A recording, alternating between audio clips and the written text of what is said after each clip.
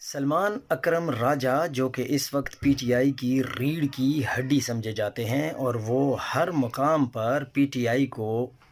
بڑی مشکلات سے نکال کر آسانیاں پیدا کرنے کی پوری کوشش کر رہے ہیں، لیکن اگر سلمان اکرم راجہ اپنی وکالت پر توجہ دیتے تو بلا شبہ وہ کسی بھی سیاستدان سے بہتر زندگی گزار سکتے تھے، مگر مشکل وقت میں ایک ایسی پارٹی جو ہر قسم کی تکلیف ان پر ڈھائی گئی، ان کا لیڈر جیل میں ڈالا گیا اور ان کے بڑے بڑے عہدیداران فارغ کر دیے گئے اور پارٹی کو مکمل طور پر توڑنے کی کوشش کی گئی،